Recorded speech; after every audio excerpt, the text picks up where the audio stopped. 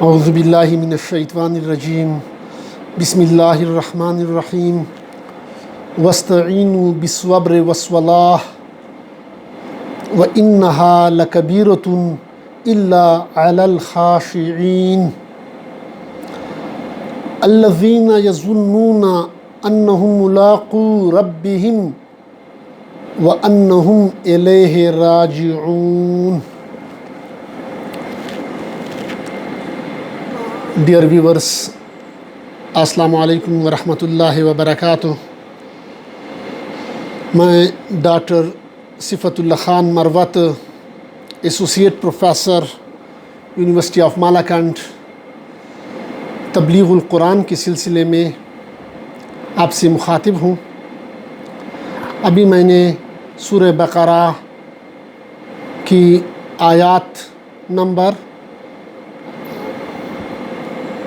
45 اور 46 45 اور 46 نمبر آیات کی تلاوت فرمائی، پارہ نمبر 1 کی آیت نمبر 45۔ پہلے ہم اس کا اردو میں ترجمہ پڑھتے ہیں، پھر اس کی تفسیر پڑھتے ہیں۔ وَاسْتَعِینُوا، اور مدد چاہو، مدد مانگو اللہ سے، یعنی اللہ سے مدد مانگو، بالصبر، صبر کے ساتھ، یعنی صبر سے، والصلاۃ، اور نماز سے، یعنی اللہ کی مدد مانگو صبر اور نماز سے۔ وَإِنَّهَا، اور البتہ وہ، لَكَبِيرَةٌ، باری ہے، اللہ، مگر، علی الخاشعین، نہیں ان لوگوں پہ جو عاجزی کرنے والے ہوں، اللہ سے ڈرنے والے ہوں، خشوع کرنے والے ہوں، اللہ سے ڈرنے والے ہوں۔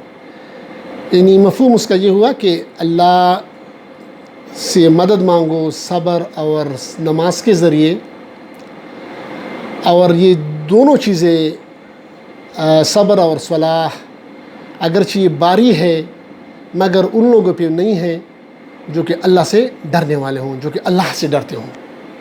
اب اگلی آیت میں، آیت نمبر 46 میں، ان عاجزی کرنے والوں کی، اللہ سے ڈرنے والے لوگوں کی صفات بیان کی گئی ہے، ان کے ایٹریبیوٹس بیان کیے گئے ہیں کہ ان کی کون سی ایٹریبیوٹس ہوتی ہیں جو لوگ اللہ سے ڈرتے ہیں۔ الذین یظنون، جن کو خیال ہے، جن کو یقین ہے، انہم، کہ وہ ملاقو، ملاقات کریں گے، ربہم، اپنے رب سے۔ یعنی اس کی پہلی صفت، پہلی ایٹریبیوٹ یا خوبی یہ ہوئی اللہ سے ڈرنے والوں کی کہ وہ یقین کرتے ہیں اللہ سے ملاقات کی، اپنے کریم رب سے۔ یہاں پر رب کی صفت ربوبیت کی طرف اشارہ ہے کہ اپنے مہربان رب سے وہ ملاقات کریں گے، یعنی اس پہ وہ یقین رکھتے ہیں رب سے ملاقات کے لیے۔ تو اس کی ایک خوبی ہو، جس طرح ایک عام ہم اپنی زندگی میں اگر ہم دیکھیں، ملاقات کی، جو کوئی اپنے باس سے ملاقات پہ یقین رکھتا ہے کہ مجھے اپنے باس سے ملنا ہوگا، وہ مجھ سے آپ کی جو ہے نا ایکٹیویٹیز کے بارے میں، میرے پرفارمنس کے بارے میں مجھ سے پوچھے گا، تو یقیناً وہ آفیسر یا وہ ملازم کبھی بھی کوئی غلط کام نہیں کرتا، کیونکہ اس کو یقین ہوتا ہے کہ آئی ہیو ٹو آنسر مائی باس، کہ مجھے اپنے باس کو اس کا جواب دینا ہوگا کہ ویدر یہ جو میں نے کام کیے ہیں یہ رولز کے مطابق تھے یا نہیں تھے، whether they were according to the approved rules are not, یعنی جو آپ کے باس نے جو کرائٹیریا یا جو رول دیے تھے اس کے مطابق کا، اس کی کوئی جسٹیفیکیشن ہے یا نہیں ہے۔ یعنی وہ کوئی بھی ایسا کام نہیں کرتا جو اس کے باس کی اپروول یا اس کی رضا کے بغیر ہو۔ تو یہاں پر جو اللہ سے ڈرنے والے جو لوگ ہوتے ہیں وہ یقین رکھتے ہیں کہ وہ اپنے مہربان رب سے ملاقات کریں گے، اور ظاہری بات ہے جب اپنے مہربان رب سے ملاقات کریں گے تو اس کو اپنے تمام زندگی کا اس کا حساب دینا ہوگا کہ اللہ پاک کریم رب نے، مہربان رب نے آپ کو زندگی دی تھی، آپ پہ بے شمار نعمتیں کی تھی، اس نعمتوں کے صلے میں اللہ پاک نے آپ سے کیا تھی، اللہ سے آپ سے کیا مانگا تھا، انسان سے کیا مانگا تھا، اعبدوا ربکم، کہ بندگی صرف ایک رب کی کرو، اس کے ساتھ کسی کو شریک نہ ٹھہراؤ، قرآن و سنت پہ عمل کرو۔ صحابہ رضی اللہ تعالیٰ عنہ کی مثال، اس کی جو عمل ہے وہ اس کو اپنا مشعل راہ بناؤ، قرآن، سنت اور صحابہ کرام رضی اللہ تعالیٰ عنہ کی زندگی کی مبارک زندگی، یہ ہمارے لیے کیا ہے، مشعل راہ ہے۔ تو اپنے رب سے جب وہ ملاقات کریں گے تو اس کے بارے انسان سے یہ پوچھے گا کہ آپ نے زندگی اپنی خواہشات کے مطابق گزاری تھی، اپنے نفس کے مطابق گزاری تھی، یا اللہ پاک نے جو اوامر النواہی قرآن کریم میں جو آپ کو بھیجے تھے وحی کی صورت میں، آسمانی وحی کی صورت میں، رسول پاک صلی اللہ علیہ وسلم خاتم النبیین کی صورت میں، تو کیا آپ نے اس کے مطابق زندگی گزار کی تھی یا نہیں؟ تو ظاہری بات ہے جب کوئی اللہ سے ملاقات پہ یقین رکھے گا تو اس کا ہر عمل، ہر قول و فعل میں وہ اس بات کا خیال رکھے گا، اس بات کا دھیان رکھے گا کہ مجھے اپنے رب کے سامنے روبرو پیش ہونا ہوگا، اس رب کے سامنے، اپنے کریم رب کے سامنے، اپنے مہربان رب کے سامنے پیش ہونا ہوگا، اور اپنے ایک مہربان رب نے جتنی مجھ پہ نعمتی کی ہے میں کیسے اس کی رضا کے خلاف کوئی کام کروں گا۔ تو یہ جو ہے نا اس کی ایک صفت بیان کی گئی ہے اس آیت میں، اللہ سے ڈرنے والوں کی، ملاقو ربہم، اپنے رب سے ملاقات پہ وہ یقین رکھتے ہیں۔ دوسری جو ہے اس آیت میں وَأَنَّهُمْ إِلَيْهِ رَاجِعُونَ، اور انہم کہ وہ ان کو اسی، اور یہ کہ ان کو اسی کی طرف لوٹ کر جانا ہے۔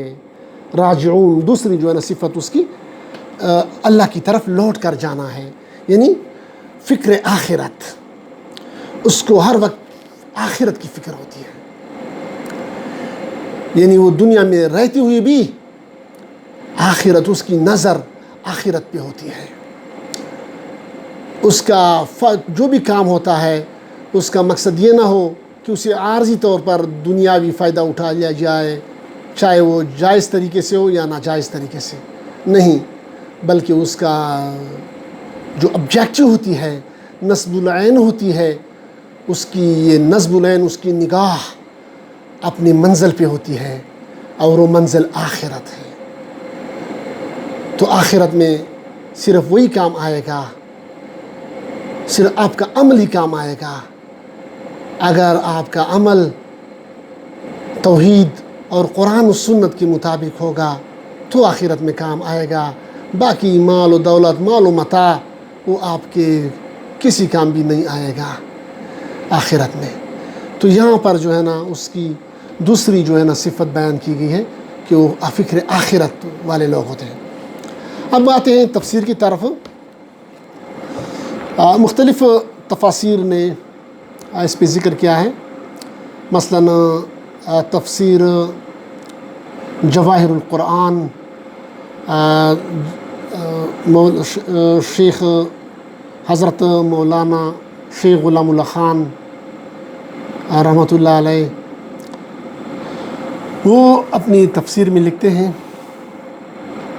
کہ چونکہ یہ باب سورہ بقرہ کا جو تیسرا باب ہے وہ شروع ہوتا ہے آیت نمبر 40 سے آیت نمبر 48 تک۔ اس باب میں خطاب خاص کیا ہے بنی اسرائیل کو،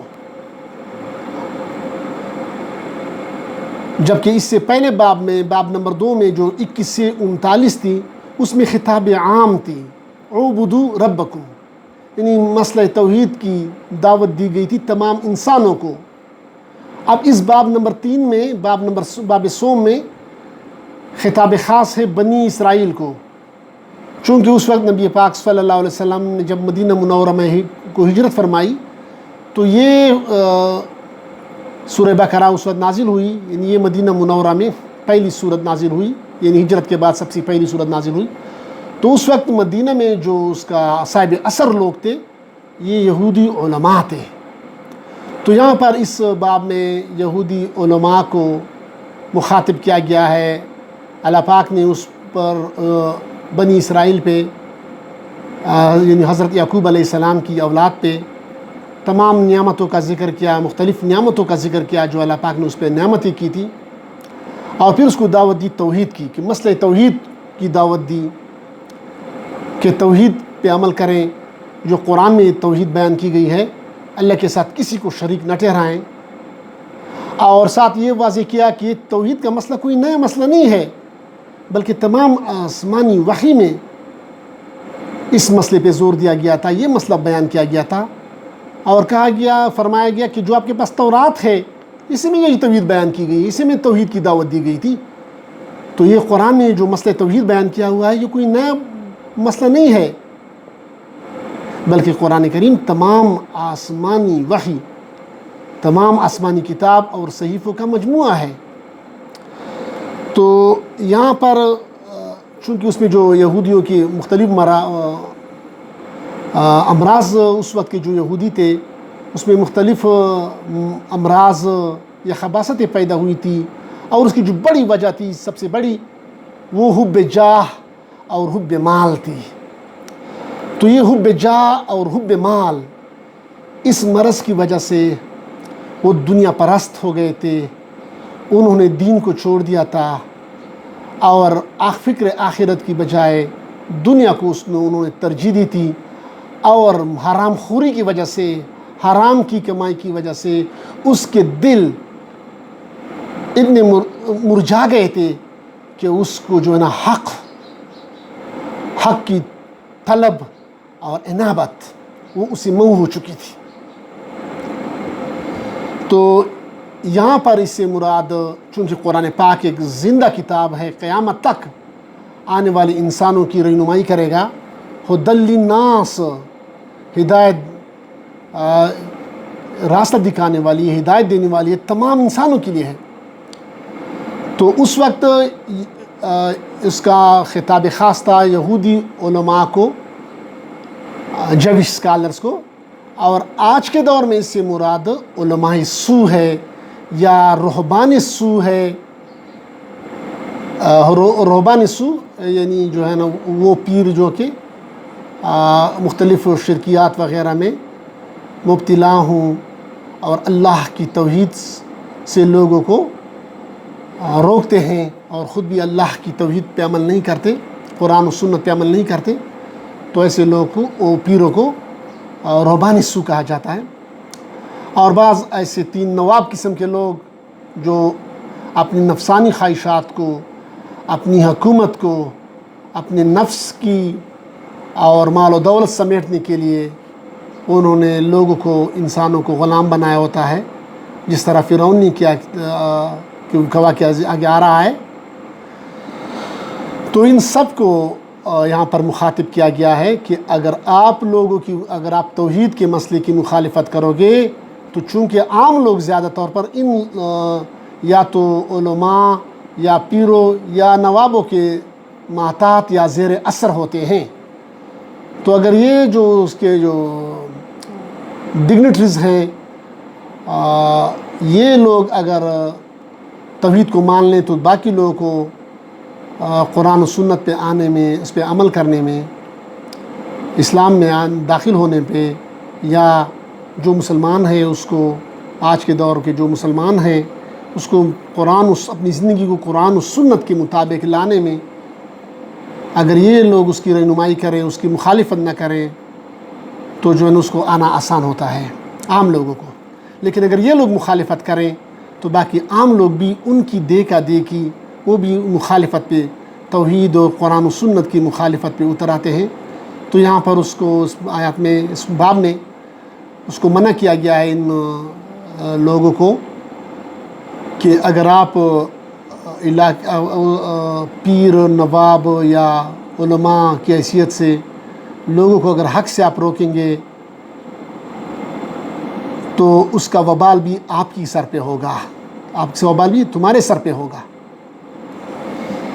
اور اگر آپ توحید کو مان لو گے تو ابھی توحید کو ماننے سے، چونکہ اس وقت کے یہودیوں کو اگر توحید اور اسلام کو رسول پاک صلی اللہ علیہ وسلم کو مانتے تو رسول پاک صلی اللہ علیہ وسلم کو خاتم النبیین ماننے سے پھر انہوں نے جو خود ساختہ اس وقت جو حکومت قائم کی تھی اس یہودی علماء نے، اور لوگوں سے جو ہے نظر و نیاز اور شکرانے وغیرہ وصول کرتے تھے اپنی مریدوں سے، ان سب کو اس سے ہاتھ دھونا پڑتا تھا۔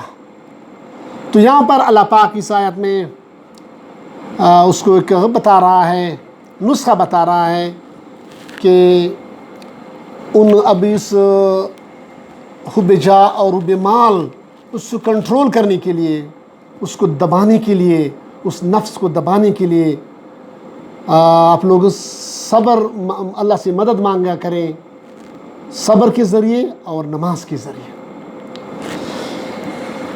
صبر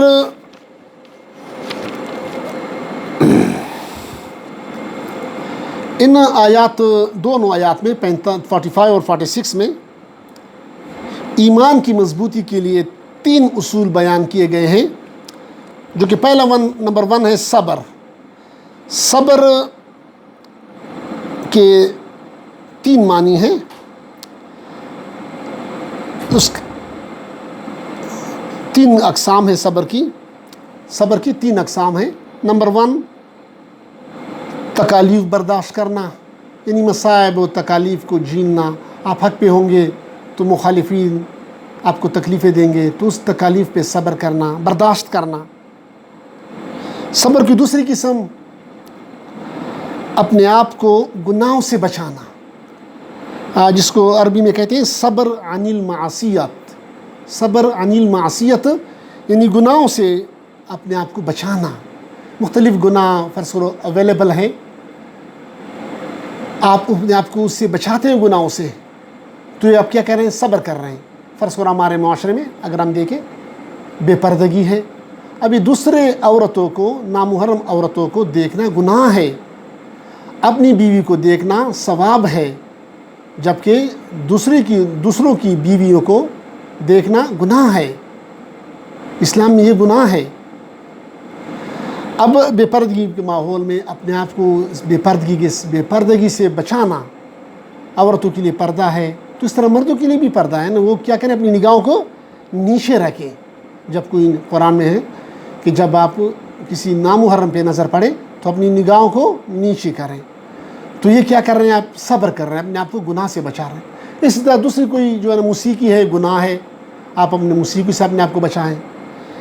اس طرح جو ہے نا، اور ہمارے معاشرے میں یا فار ایگزامپل آپ فارن کہیں گئے تو وہاں پر کسی ہوٹل میں آپ چلے جائیں وغیرہ، تو وہاں پر شراب اویلیبل ہوتی ہے، لیکن اگر آپ کہیں کہ میرا رب کا حکم ہے کہ آپ شراب نہ پئیں، تو اپنے آپ کو شراب سے بچانا، یہ بھی کیا ہے؟ آپ صبر ہیں، صبر عن المعصیت وغیرہ۔ اس طرح ہر قسم کے گناہوں سے اپنے آپ کو بچانا، یہ بھی صبر کی قسم ہے۔ اور صبر کی تیسری قسم صبر علی الطاعات، یعنی اللہ کے احکام کی پیروی کرنا، اللہ کے احکام کے مطابق زندگی گزارنا۔ یعنی قرآن و سنت میں اللہ پاک نے قرآن میں جو اوامر و نواہی بیان کیے ہیں، یعنی اوامر یعنی یہ کرو، یہ ڈو دس، نماز پڑھو، زکوٰۃ دیا کرو، حج کیا کرو وغیرہ وغیرہ، جو جتنے بھی احکام ہیں قرآن کے اوامر اس کو کہتے ہیں، اس پہ عمل کرنا۔ اور نواہی جس چیز سے منع کیا گیا ہے، یہ مت کرو، سود مت کرو، یہ زنا مت کرو، فلاں مت کرو، جس چیز سے منع کیا گیا ہے اس کو نواہی کہتے ہیں، اس سے اپنے آپ کو بچانا، یہ بھی کیا ہے؟ صبر ہے۔ اور اس قسم کے صبر کو صبر علی الطاعات کہتے ہیں۔ تو اس دونوں آیات میں، آیت نمبر 45 اور 46 میں ایمان کی مضبوطی کے جو 3 اصول بیان کیے گئے ہیں۔ نمبر 1 صبر، اور صبر کے ابھی ہم نے 3 قسمیں بیان کی، اقسام بیان کی صبر کی۔ دوسرا اصول دین کے کام کے لیے ہر وقت تیار رہنا۔ یہاں پر اس آیت میں نماز کو بطور مثال پیش کیا گیا، باقی اس سے مراد دین کا ہر ایک کام ہے۔ یعنی نماز کا اگر وقت آ جائے تو آپ فوراً نماز پڑھا کریں. یہ نہ ہو کہ آپ کہیں کہ نہیں میں بعد میں پڑھ لوں گا یا قضا پڑھ لوں گا. نہیں نہیں، اس طرح نہیں ہے. اس طرح دوسری جو ہے نا، زکوٰۃ کا وقت آ گیا، آپ صاحب نصاب ہیں تو زکوٰۃ دے دیں، اللہ کا حکم زکوٰۃ ہے. اس طرح حج کا موقع آیا، آپ صاحب استطاعت ہیں تو حج پہ چلے جائیں. تو اس طرح جو بھی احکام ہے اس کی دین کے تمام کاموں کے لیے ہر وقت تیار رہنا، یہ دوسرا اصول ہے. تیسرا اصول فکر آخرت، یعنی موت سے پہلے موت کی تیاری. لیکن یہاں پر یہ پوائنٹ نوٹ کرنے کی ہے کہ موت کی تیاری کرنا لیکن اپنے خود ساختہ طریقے سے نہیں کہ میں یہ فلاں کام کر رہا ہوں، میں یہ وہ فلاں کام کر رہا ہوں وغیرہ تو یہ میں موت کی تیاری کر رہا ہوں. نہیں نہیں، بلکہ اوامر و نواہی کا لحاظ رکھنا قرآن و سنت کے مطابق، یعنی قرآن و سنت کے مطابق آخرت کی تیاری کرنا. تو یہ 3 اصول بیان کیے گئے. تو یہاں پر اس آیاتوں میں جس طرح ترجمہ ہم نے پڑھ لیا کہ یہ 2 چیزیں صبر اور صلات سے اللہ کی مدد مانگو. وَإِنَّا لَكَبِيرَةٌ، اور یہ کام مشکل ہے مگر نہیں ہے ان لوگوں کے لیے جو اللہ سے ڈرنے والے ہوں. اب اگلی جو آیت نمبر 46 ہے اسی میں اس کی 2 صفات بیان کی گئی ہے. الذین یظنون، یعنی وہ لوگ، وہ ڈرنے والے خوف خدا والے لوگ، وہ کون لوگ ہیں، ان کی کیا صفات ہیں؟ نمبر 1، جو یقین کرتے ہیں کہ وہ اپنے رب سے ملاقات کریں گے، یعنی وہ اپنے رب کو جواب دہ ہیں. اور دوسری صفت وَأَنَّهُمْ إِلَيْهِمْ رَاجِعُونَ، اور بے شک وہ اللہ کو واپس لوٹنے والے ہیں، وہ اللہ کو لوٹنے والے ہیں موت کے ساتھ. یعنی موت کو یاد رکھنا. موت ایک ایسی چیز ہے جو تمام نفسانی خواہشات، حب جاہ اور حب مال وغیرہ کو کنٹرول کرتی ہے. جس طرح ایک گاڑی کا بریک جو ہے نا وہ گاڑی کے سپیڈ کو کنٹرول کرتی ہے. اب گاڑی آپ کی 100 کلومیٹر پر آور سے آپ چل رہے ہیں یا 120 کلومیٹر پر آور سے چل رہے ہیں، اتنی ہائی سپیڈ سے آپ جا رہے ہیں، لیکن اگر آپ بریک پہ جو ہے نا پیر دبائیں گے تو وہ گاڑی کی سپیڈ ختم ہو جاتی ہے، وہ رک جاتی ہے. اس طرح اگر آپ کا نفس خواہشات کی طرف مگن ہے، لیکن اگر آپ موت کو یاد کریں گے تو اس سے آپ کی خواہشات کیا ہو جائیں گے، اس کو لگام مل جائے گی، وہ رک جائیں گے وغیرہ. یعنی جس طرح گھوڑے کی باگے کے ذریعے گھوڑے کو روکا جا سکتا ہے، اسی طرح گاڑی کو بریک کے ذریعے منع کیا جا سکتا ہے، روکا جا سکتا ہے. اسی طرح اپنے نفس کو برائی سے کنٹرول کرنے کے لیے موت کو یاد رکھنا ایک کیا ہے، ذریعہ، ایک طریقہ ہے موت کو یاد رکھنا. تو اللہ پاک ہمیں قرآن و سنت کو سمجھنے، سیکھنے، سمجھنے، عمل کرنے اور تمام انسانیت تک پہنچانے اور تبلیغ کرنے کی توفیق عطا فرمائے. وما علینا الا البلاغ.